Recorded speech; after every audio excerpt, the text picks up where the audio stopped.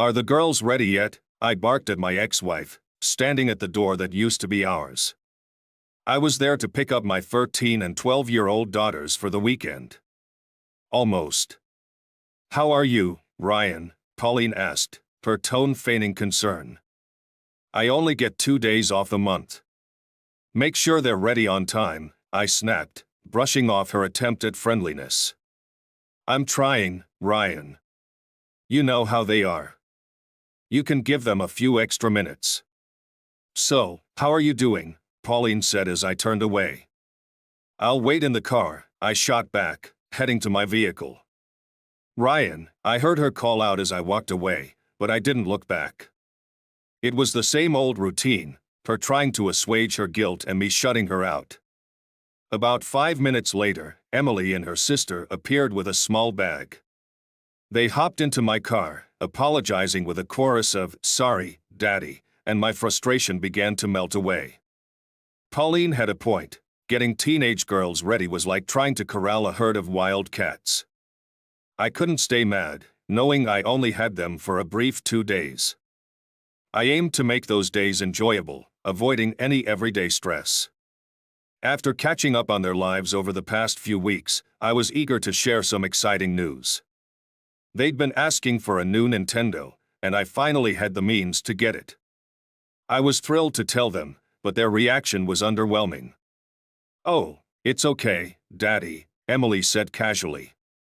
"Daddy Alex already got us a new toy and a bunch of games." My initial disappointment quickly flared into anger.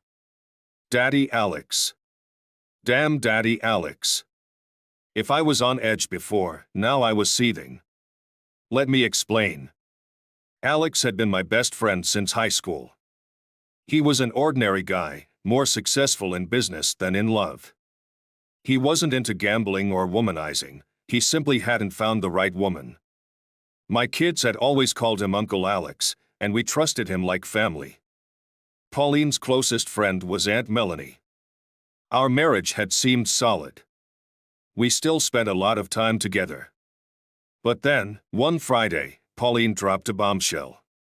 The kids were staying somewhere else that weekend, and I thought she had a romantic surprise planned for us. Instead, she revealed she and Alex were in love, and I got divorce papers the next day. She claimed they hadn't slept together, which I didn't believe or care about. She spent that night with Alex and told me to leave. I refused, unaware of a court order evicting me from the house.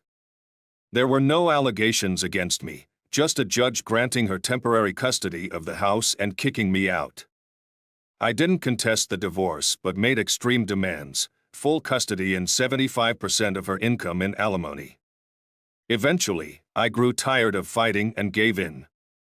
I didn't pay child support because our incomes were similar, but it still strained my finances. I lived frugally to afford things like a video game system for my daughters. Despite Pauline's attempts at civility, I harbored intense resentment. She got everything, a wealthy new husband, while I struggled to spend time with my kids. With Alex's higher income and my alimony, they lived comfortably while I barely made ends meet. 2 months after the divorce, Pauline and Alex got married.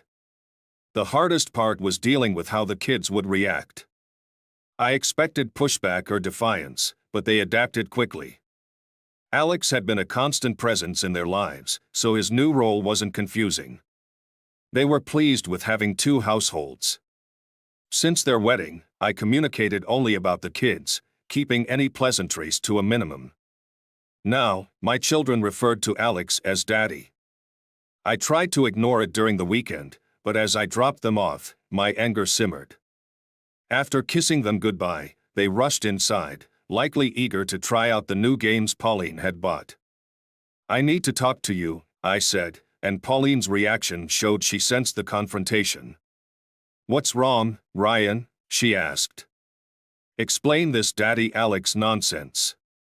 They have one dad, me. What's this about?" The girls wanted to call him something other than Uncle Alex. Since we got married, calling him uncle seemed awkward.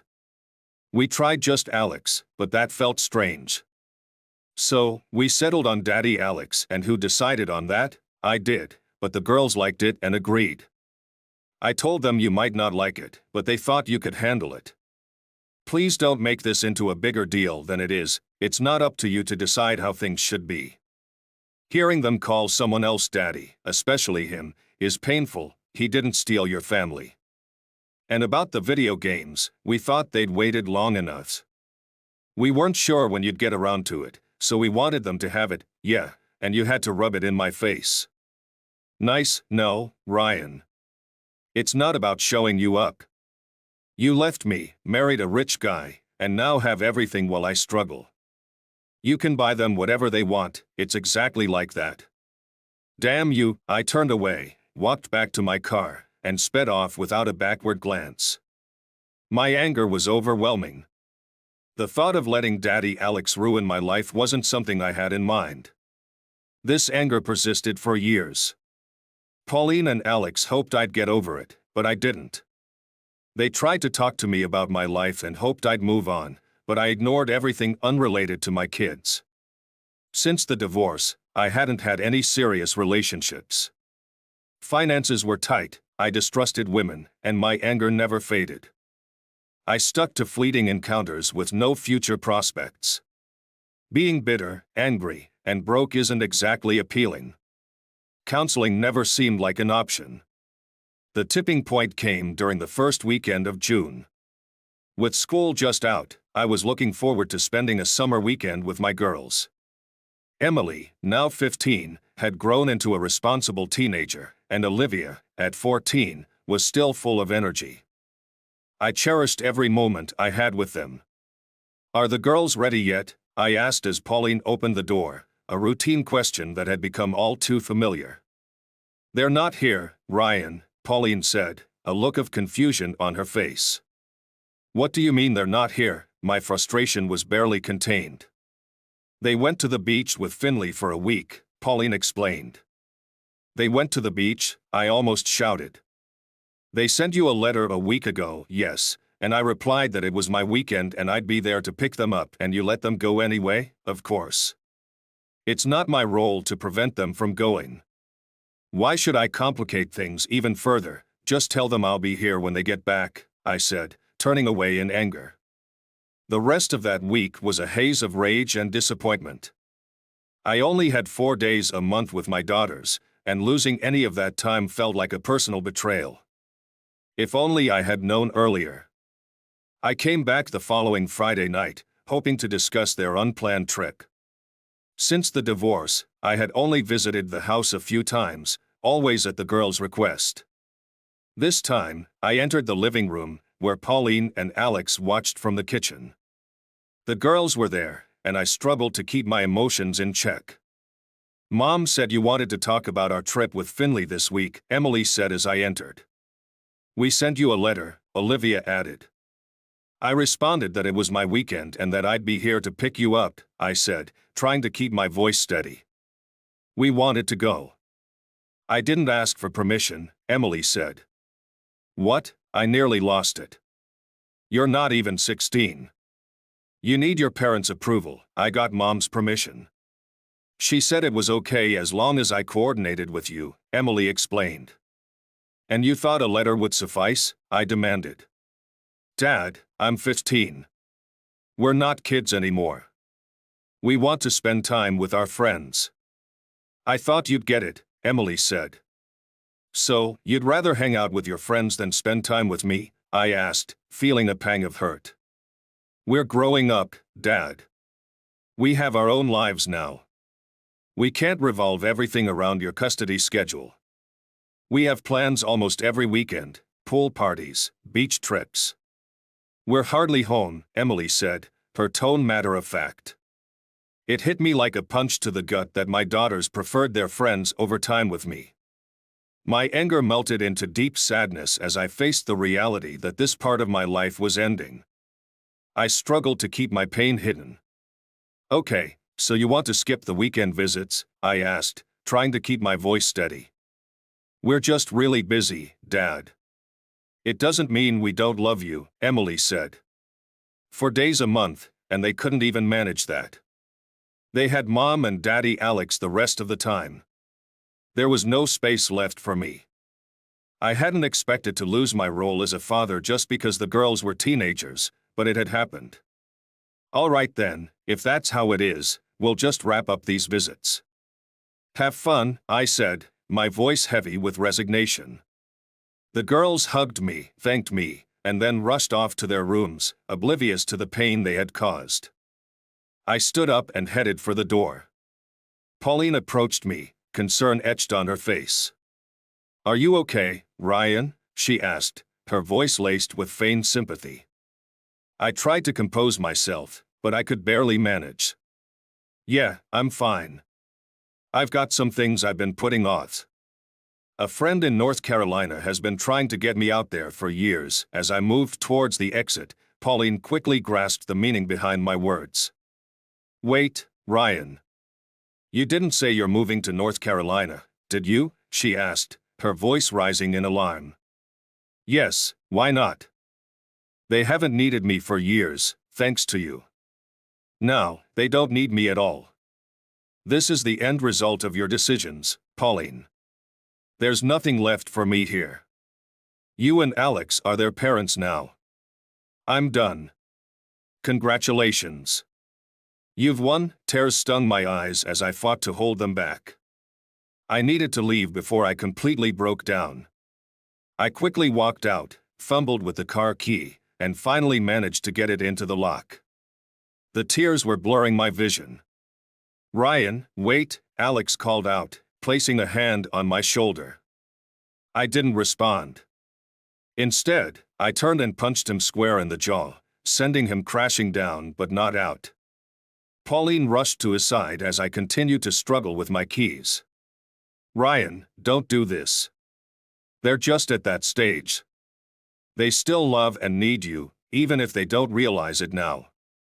Leaving will hurt them deeply. What do you want me to do, Pauline?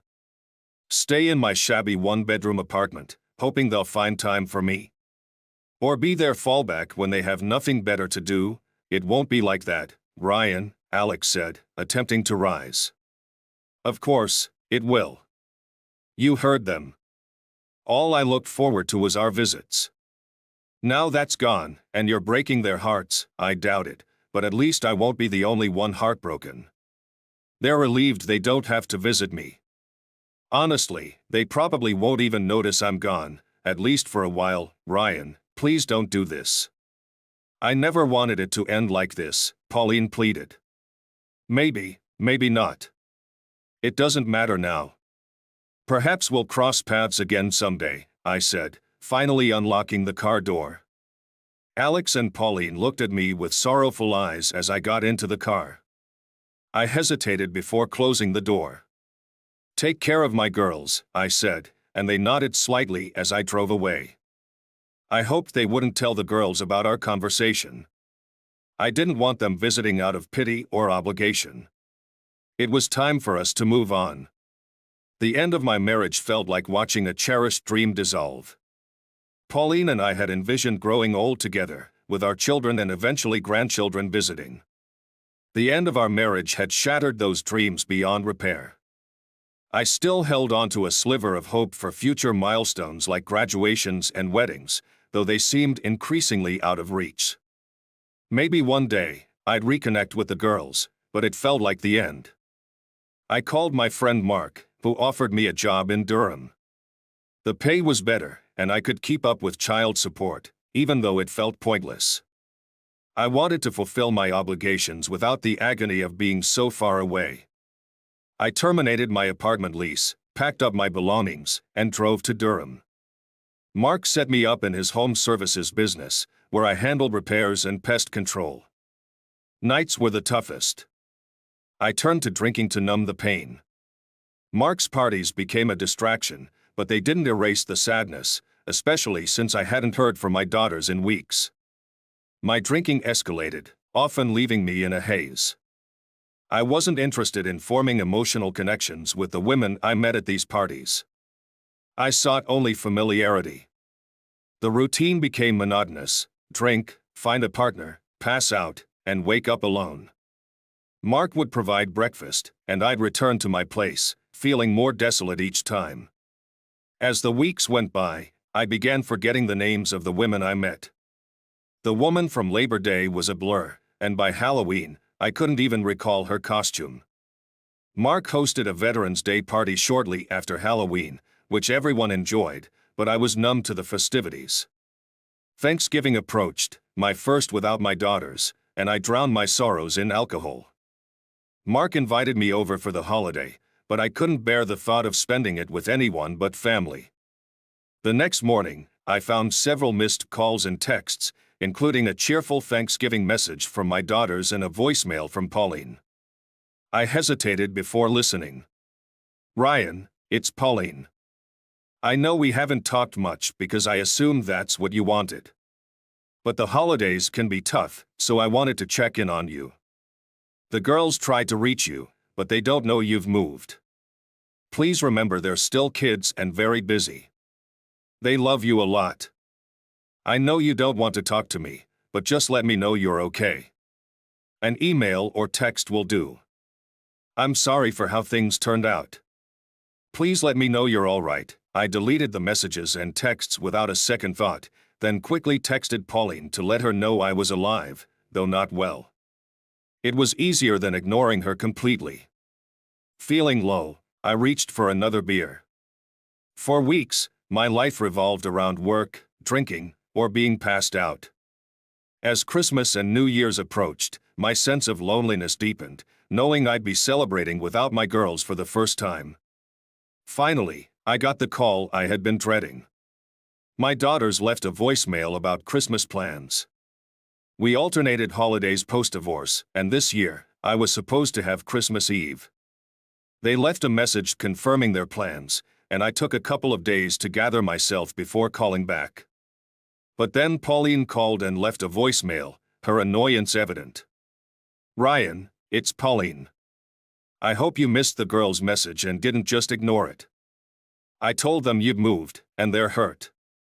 They always thought they could see you whenever they wanted, and now they know that's not true. I hope you're proud of how you've hurt them. I don't trust you with them right now. It seems like you're intent on punishing them for my actions. I was going to suggest they fly out to you, but I'm not comfortable with that anymore. Please think about what you're doing. Don't ruin your relationship with them because you're angry with me. Call me if you want to talk. Merry Christmas, Ryan," I muttered angrily to myself. "Goddamn cow." After a few more beers, I called her back, slurring my words. "Ryan, you goddamn cow," I said. "Who do you think you are, threatening me about seeing my kids when I can't see them anyway?" "Ryan, are you drunk?" she asked. "Yeah, pretty much. You shouldn't drink so much, Ryan. It's bad for you. What's it to you? You've taken everything I lived for." "What do you care? Do I care about you, Ryan?" she retorted. "Yeah, you showed how much you cared by cheating on me and leaving me." "You let the kids go too." "I didn't do that," Pauline said. "You sent them away on my weekend so they wouldn't see me." "You're a lying, manipulative, cheating strumpet." She took a deep breath. "Ryan, I know you're drunk and angry. Let's talk when you've had less to drink. Who are you to judge me?" "You're the cheater." "I'm hanging up, Ryan," she said, ending the call. With Pauline and Alex's rejection leaving me drained, I spent Christmas alone, mostly lying in bed. I watched sports on TV, but each reminder of the holiday only deepened my depression, leading to more drinking. I woke up during the Lakers game, either asleep or passed out, and managed a fleeting smile when they lost by 20 points before passing out again. Working for Mark's service company didn't offer much time off. We had a contract to repair a house wrecked by its previous owners after foreclosure. Several of us, including plumbers and electricians, worked together. I handled drywall work, and it was a welcome change. The crew was funny and friendly, a stark contrast to the aloofness I'd felt elsewhere. Maybe it was because Mark and I had been friends before I joined the company, but these guys made me feel like part of the team. Around mid-morning, I saw Mark's truck pull up, a small comfort in my otherwise bleak existence. Mark emerged from his truck with another man I vaguely recognized but couldn't place. They entered the house, greeted the crew, and then Mark made his way over to me. "Hey, Ryan. Can I have a word?" "Sure thing, Mark," I replied, forcing a smile. "Always got time for the guy who signs my checks." The crew chuckled, but Mark's expression remained neutral. "Let's step outside," he said, leading the way. The other guy discreetly stepped aside to give us some space. "How's it going, Ryan?" Mark asked once we were outside. "As good as it gets," I replied, wondering where this conversation was heading. "Have you had anything to drink today?" I was taken aback. "No, Mark, of course not." "Great. Blow into this," he said, pulling out a breathalyzer. I eyed the device warily. "What's this for?" "Just a precaution," he said. I glanced back at my coworkers, who suddenly found their tools fascinating. It was clear someone had reported me. Hesitantly, I admitted, "I might have had a beer this morning." "That's not great, but it's not too bad," he said, still holding out the breathalyzer. Realizing I had no choice, I blew into it. Mark checked the reading, and his smile faded. "You failed. 0.04, that's more than just a beer this morning." "Yeah, but I'm not legally drunk." "That's for driving on a construction site," Mark said firmly. "If OSHA shows up and finds you under the influence, it's a problem for me and a liability if someone gets hurt." "I can't have that, Mark. I'm fine. What you do at home is your business, but here, it affects us all." "I need your keys." One of the perks of the job was the use of company cars.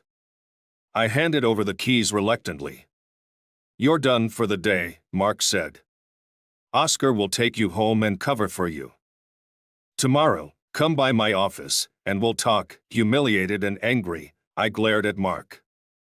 "You know what, Mark?" I said, shoving my helmet at him. "Screw you. I don't need this." I stormed over to the truck and waited for Oscar to take me home. We drove in silence, my mood darkening with every passing mile. When we arrived, I thanked Oscar curtly and slammed the door behind me. "Holy crap," I fumed. "One of those idiots must have called Mark." "Screw them." I yanked open the fridge, grabbed a beer, and took a long swig. At least I had no work the next day. I woke up in a hospital room, disoriented. A nurse entered and checked my vitals. "Good, you're awake," she said. "What's wrong?" I asked. "The doctor will be here soon," she said, leaving the room. A few minutes later, a young, attractive Hispanic woman entered, reviewing my chart. "Good afternoon, Mr. Whitman. How are you feeling?" I hesitated, trying to reconcile her youthful appearance with the name on the chart. "I'm sorry, but based on your last name, I expected someone older." "Thank you," she said with a smile. "My husband is white, hence the name." "So, what's wrong with me?" I asked, trying to focus. "You've been consuming a large amount of alcohol over a long period," she explained. "This has led to alcohol poisoning and severe dehydration. If your friend hadn't called an ambulance, you might not have made it." "A friend?" She glanced at her notes. "Mark Taylor called the ambulance. He asked me to let him know when you woke up." "Is that okay?" I nodded, albeit reluctantly. "Yeah, that's fine. You'll stay here for observation for a couple of days," she continued. "As your body detoxifies, there might be complications requiring immediate intervention." "Any questions?" "No, I don't think so," I said, feeling somewhat resigned. Dr. Anderson gave me instructions to rest and left. I turned on the TV for some background noise, trying to relax. Despite feeling fine, I couldn't shake the feeling that I was overreacting. But who was I to argue with a doctor, especially one as pretty as her? About an hour later, there was a knock on the door, and a man's voice called out, "Are you decent, Ryan?" "Yes," I replied. Mark walked in with his usual calm demeanor and stopped a few feet from my bed.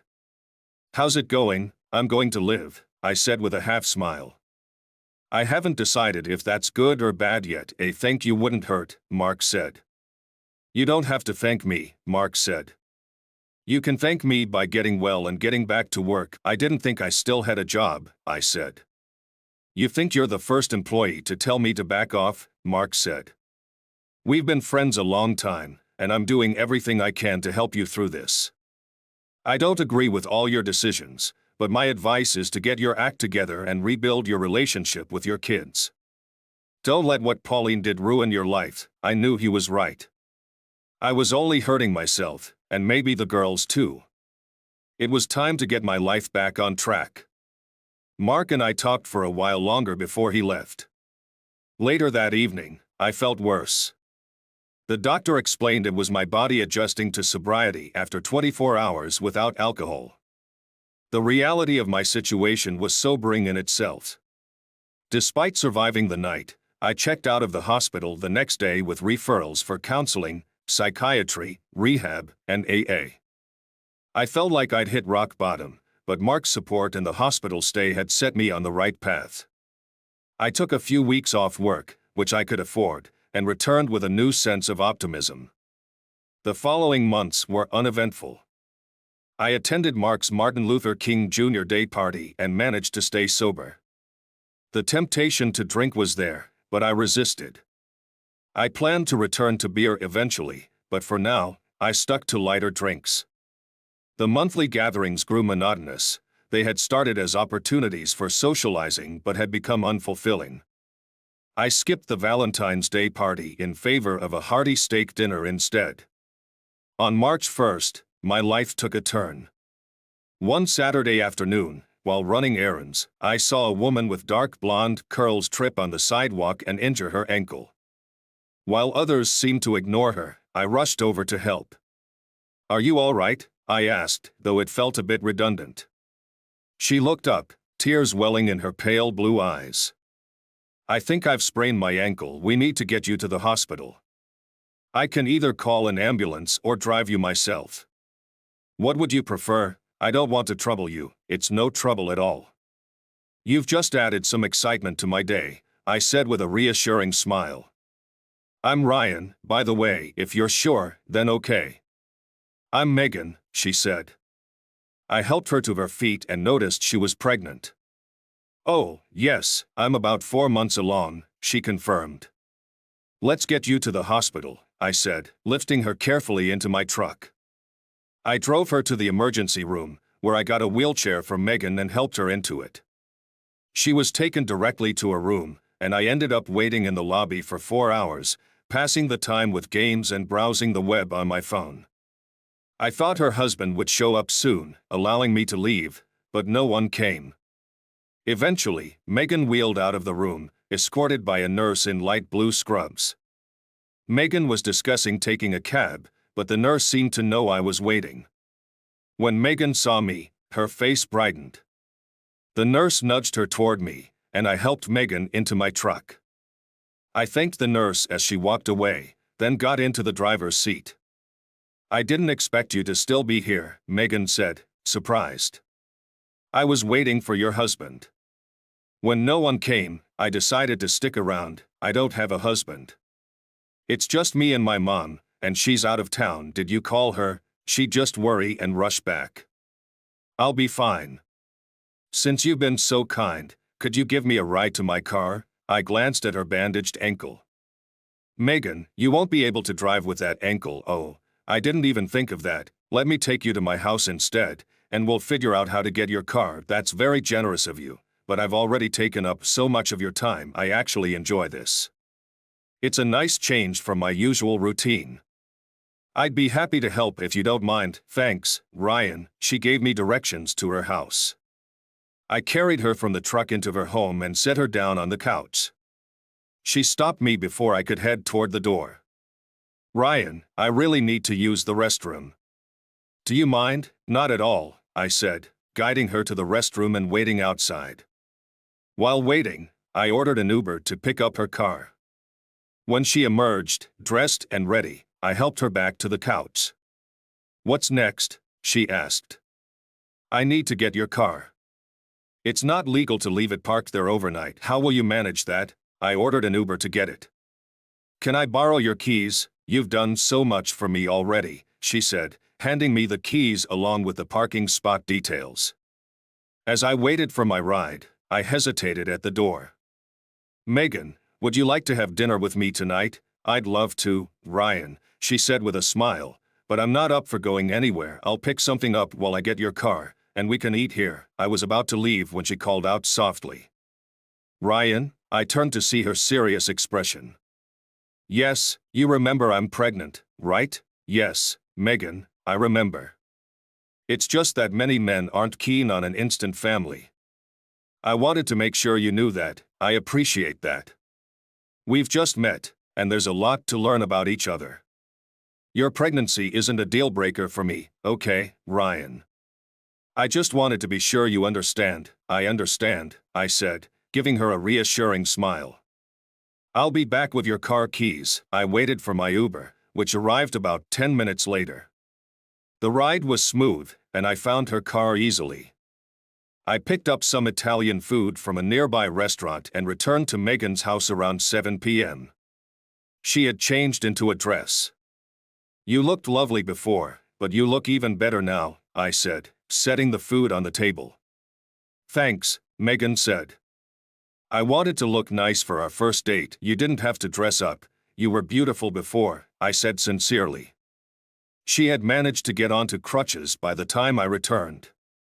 I moved to assist her, but she waved me off. "I need to practice. Mom won't be home for a few days." I motioned her to a chair.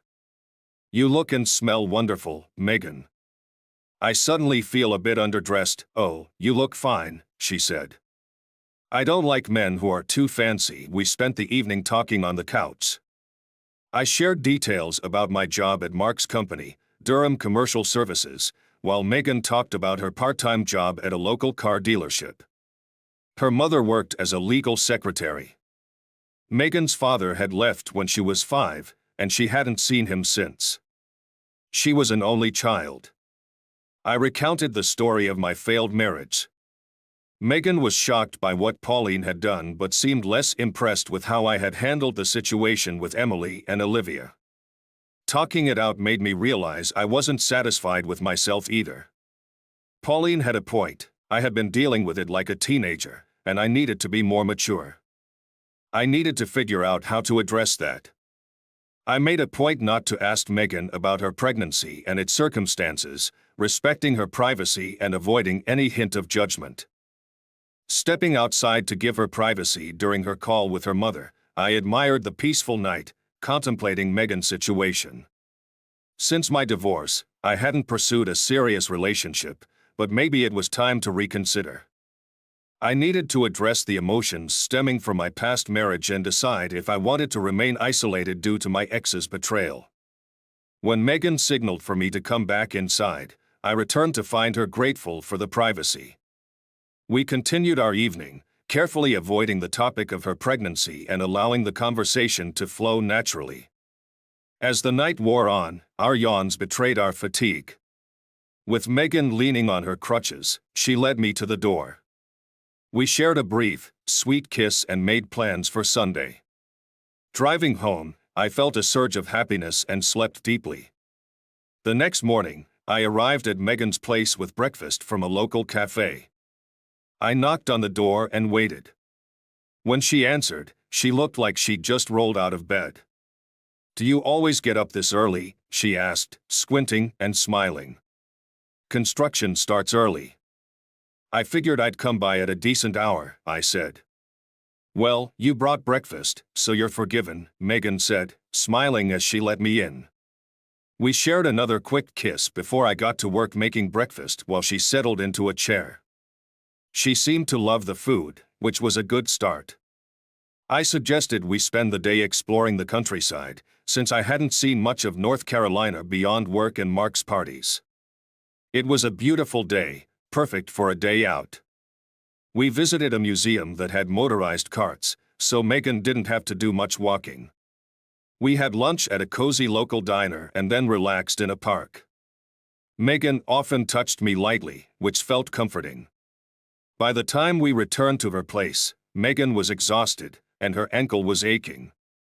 I helped her take a bath, carefully covering her brace with plastic, and then helped her into bed.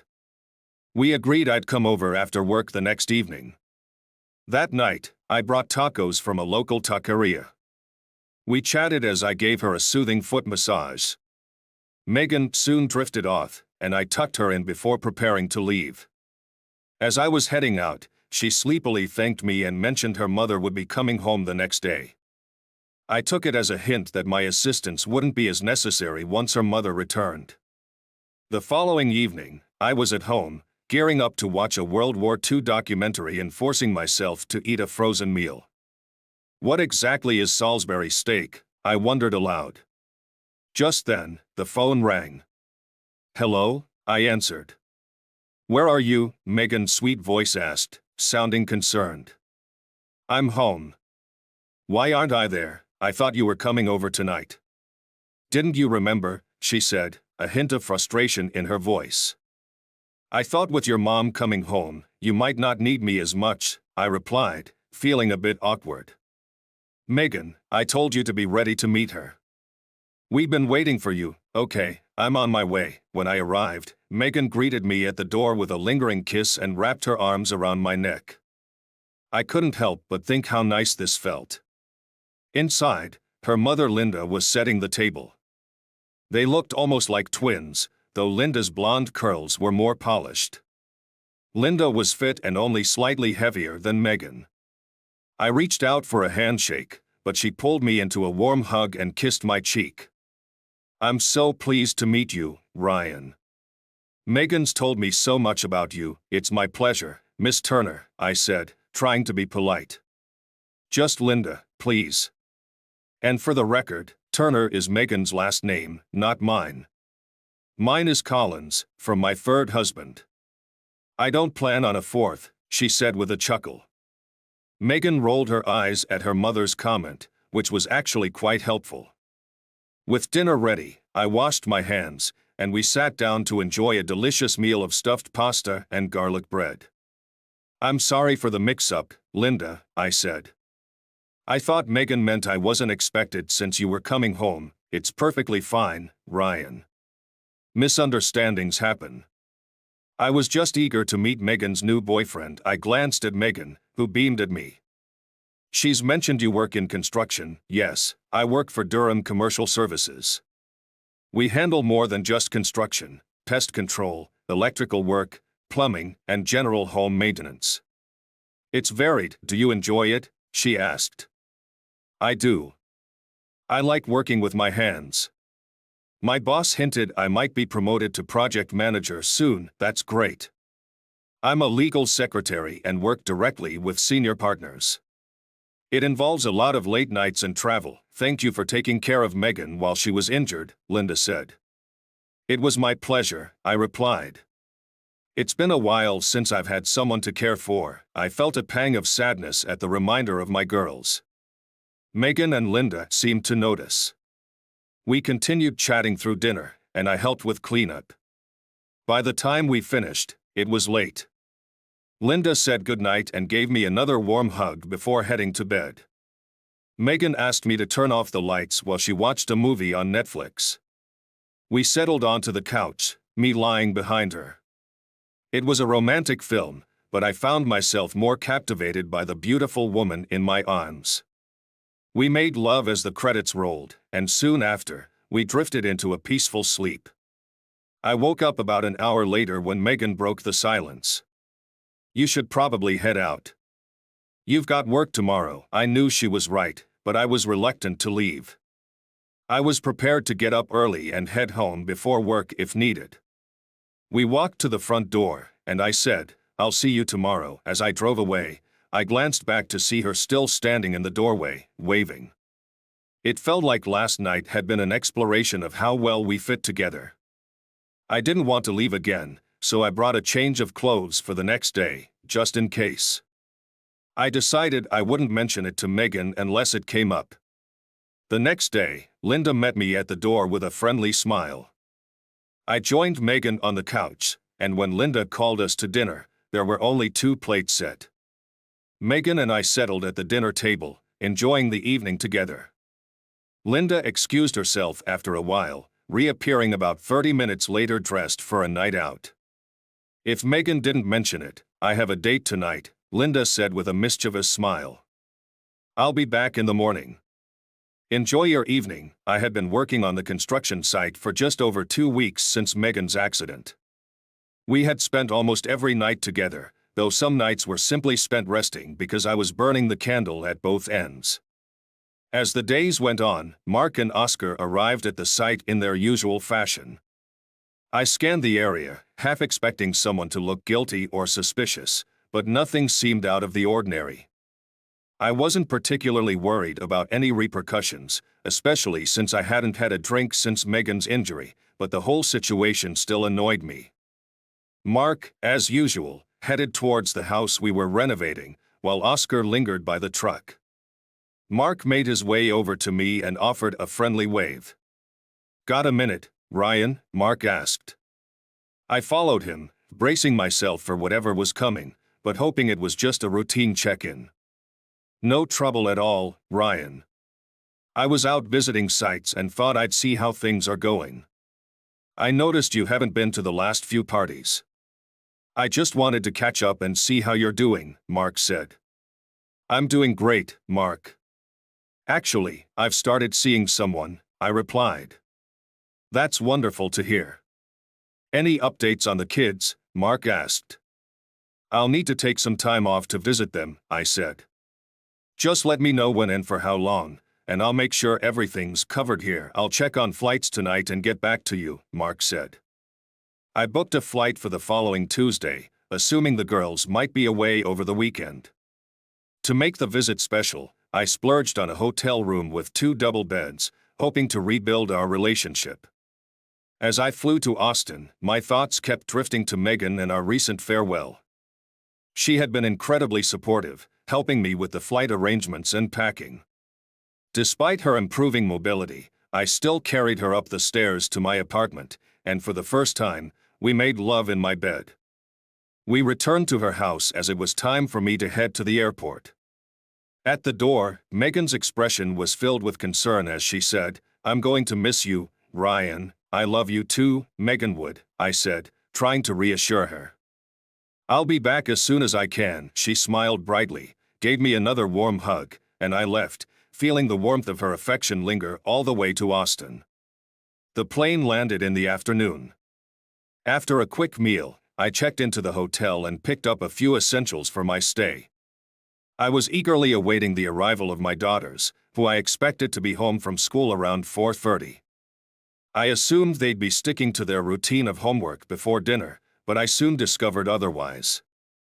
Arriving at the house in my rental car at 5:15, I saw Pauline's Toyota and an old Nissan in the driveway, but Alex's car was missing, likely still at work.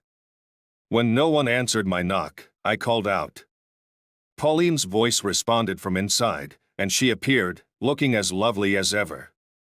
But I felt no emotional connection to her anymore. She enveloped me in a tight hug, her surprise evident. "Ryan, oh my God, you're back. The girls are going to be thrilled." "No, Pauline, I haven't moved back. I flew in just to see the girls," I clarified, sensing her disappointment. "Oh, they're working on their homework. I'll get them," Pauline said, heading inside. "Wait, Pauline, there's something I need to discuss first," I said.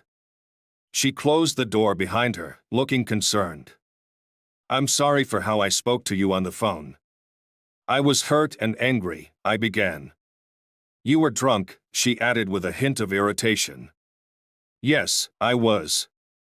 I couldn't take care of myself, let alone the girls. You didn't deserve that, and I wanted to apologize," I said sincerely. "Thank you, Ryan. I appreciate it. It's been tough on everyone," Pauline responded. "Are you here for long?" she asked. "I'm flying out on Sunday. I was hoping the girls could stay with me for a few days," I explained. "Why not the entire time?" "I'll pack for them," Pauline offered. "Thank you, Pauline. Can we talk tomorrow after you drop the girls off at school?" "Just us," taking a deep breath, I agreed. Of course, Pauline, she looked relieved. Okay, tomorrow then. I'll get the girls. Moments later, my daughters came barreling out, tackling me with apologies and declarations of love. We ended up on the lawn, their excitement overwhelming. I managed to calm them down eventually. Girls, you don't need to apologize. What happened was my fault. I didn't handle things well, I said. But we could have been more careful, Olivia said. You'd be giving teenagers a bad reputation, I joked. Let's focus on moving forward. Your mom said you can stay with me until Sunday, so let's get your bags packed. But what about this weekend? One of them started. Don't worry about this weekend, Pauline interrupted. We had plans to take them to the lake, but this is more important. Thank you, Pauline. I didn't mean to disrupt your plans, I said.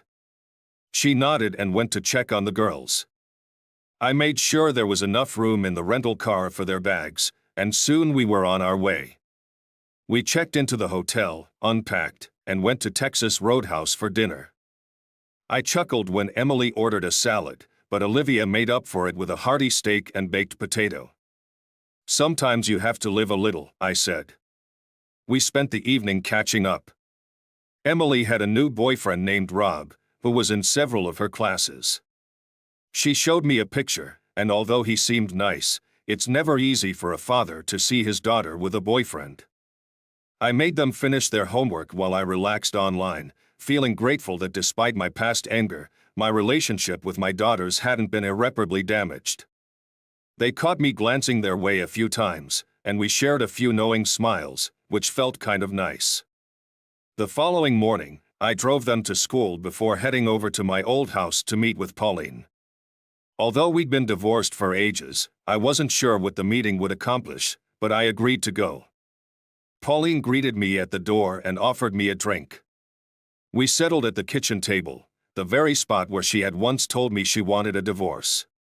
Thanks for coming, Ryan, she said, starting the conversation. Unless it's about the kids, I'm not sure why we're talking, I shot back. I don't see the point either, Ryan. It's been 4 years, and we've never really had a conversation. I know you were hurt, and I still care about you in some way. I hope time would ease your anger, but it seems not. Has anything changed? No, nothing has changed.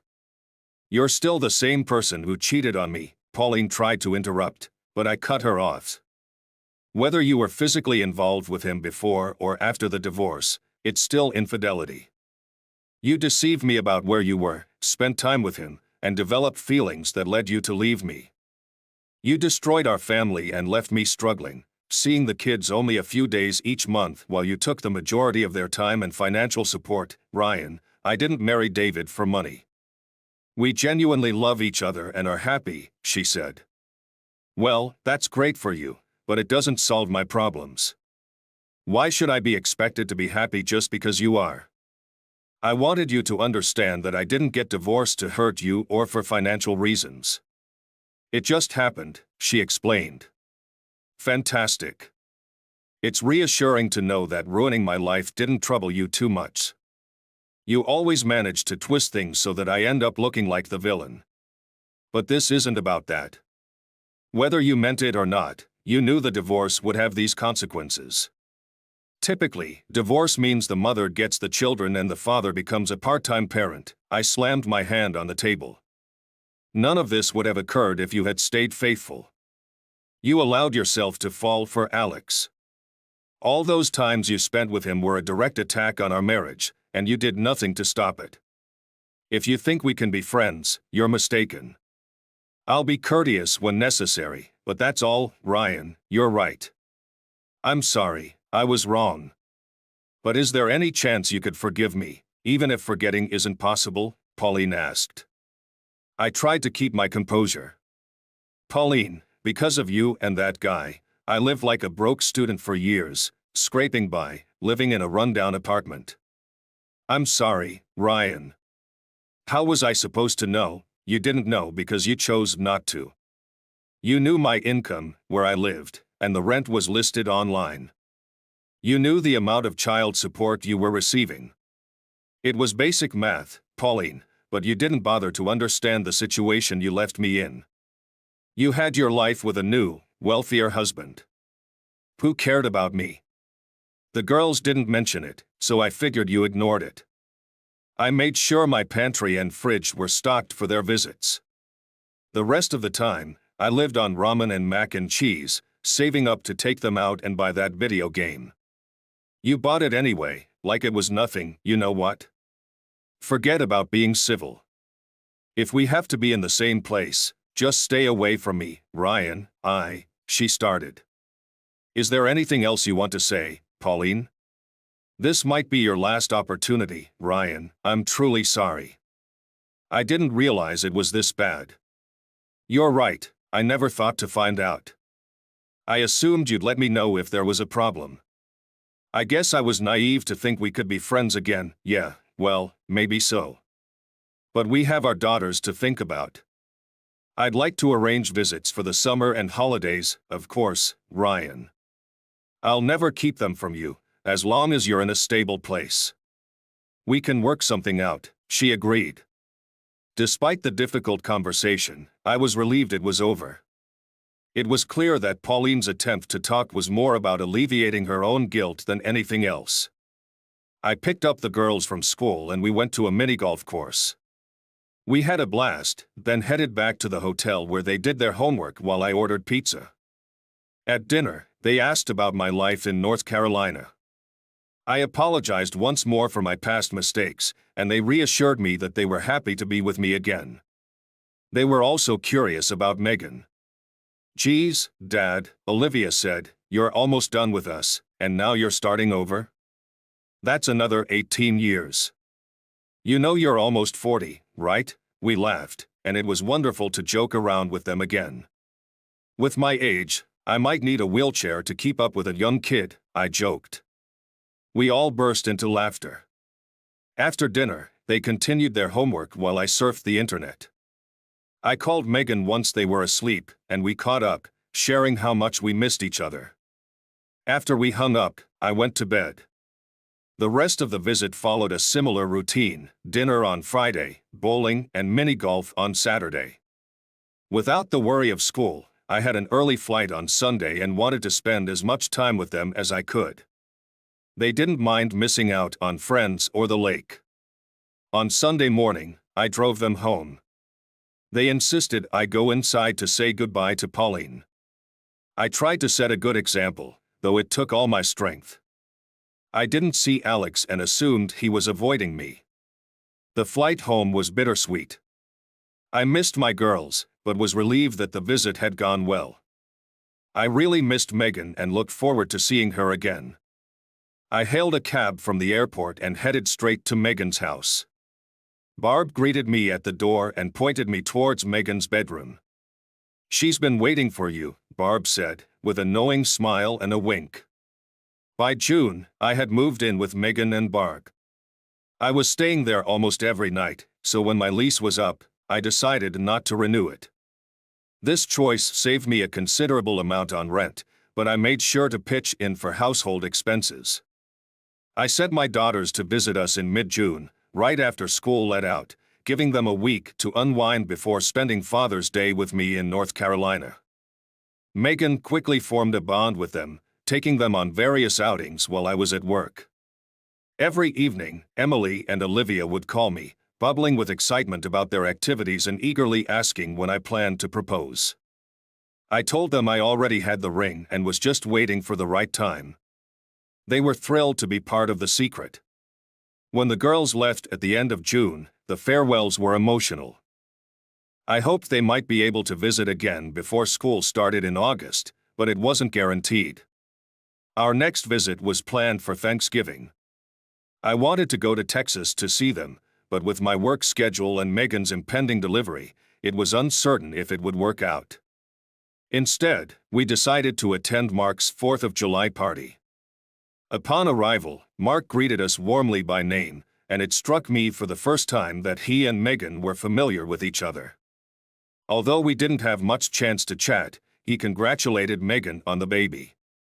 I went to grab some food, knowing Megan's appetite had increased. As I was loading my plate, Mark approached me. "You never mentioned you were seeing Megan," he said. "I didn't realize it was a big deal," I replied. "I wasn't aware you knew each other. She's a friend of a friend," Mark explained. "She came to a few parties last year, including a Halloween bash." Mark seemed to be mulling something over. "What's up, Mark?" I asked. "How far along is Megan?" "She's about 8 months along." "Why do you ask?" Mark responded. "Do you recall the Halloween party?" I asked. "Not really. I was pretty drunk that night," Mark admitted. "Why do you ask?" "I saw you and Megan head into a spare bedroom together that night. She was dressed as Wonder Woman, with a dark wig and a mask." I took a moment to remember that night. "All right, let's say you're correct." "So what, Ryan? There's a chance this baby could be yours," Mark said. His words hit me like a ton of bricks. Megan and I hadn't really discussed our pasts, and I knew it was time to address it. I set aside my plate and went to find Megan. Seeing my worried expression, she became concerned. "Ryan, what's wrong?" she asked as I sat her down. "Megan, I never asked about the circumstances of your pregnancy. I thought it was a private matter, but now I feel I need to know. I've always thought it was my business." "Why does it matter now?" Megan asked. "Do you trust me, Megan?" I asked. "Absolutely, Ryan, with my life," she replied. "I promise I'll explain everything, but can you first tell me what happened?" Megan took a deep breath before continuing. "Jason and I broke up a few months before. We'd been together for years, but he kept insisting that he didn't need a marriage certificate to commit. Then he left me for a younger woman with fake breasts. It was devastating." "What did you do?" I inquired. "Some women react by seeking validation through promiscuity, but I withdrew. I isolated myself and fell into a deep depression. Eventually, my mom urged me to do something, so I agreed to go to Mark's Halloween party with some friends. I had met Mark before, but we weren't close. He was fine with me coming because my friends told him what happened. I didn't drink much, but I was pretty tipsy. There was a guy at the party who I found attractive, and we ended up in one of the bedrooms. He's the father of my baby." "I'm sorry, Ryan. I never meant to keep this from you," Megan said, her voice filled with regret. "It's okay, Megan. I understand.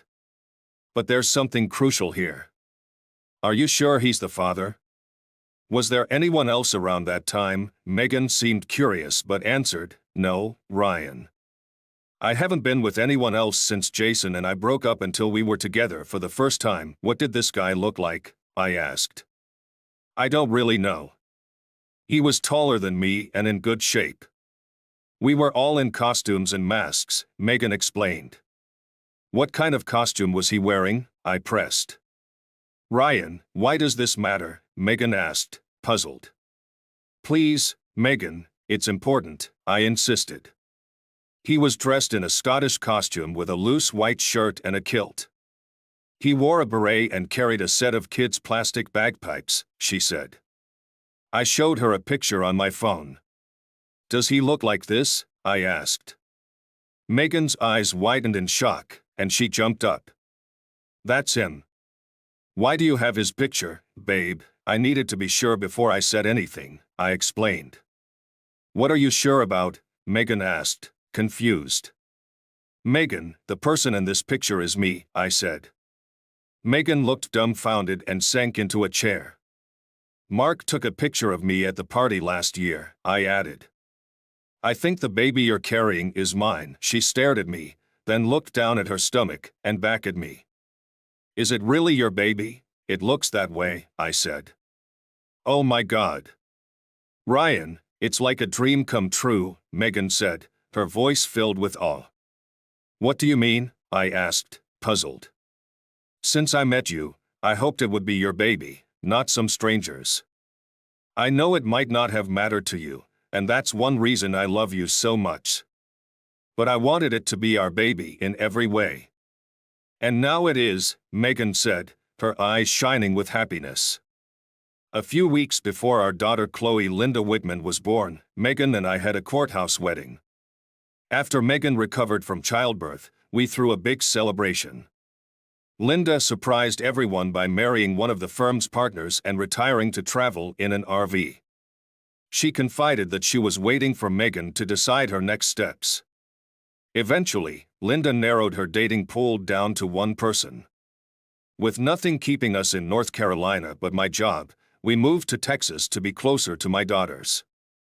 Thanks to my experience with Mark, I landed a better-paying job, which allowed Megan to stay home full-time with our growing family. During my time in North Carolina, Mark didn't settle down with anyone long-term. After 2 years in Texas, we attended a wedding where we met a bride we didn't know. By the time I returned to Austin, Emily was starting college at UT, and Olivia was finishing high school. Olivia had several college options, and I supported her choices. Pauline and Alex hit a rough patch, possibly due to trust issues stemming from Pauline's past infidelity. This coincided with Emily leaving for college, giving Alex more free time. Although I didn't dwell on their problems, part of me couldn't help but view it as a bit of poetic justice.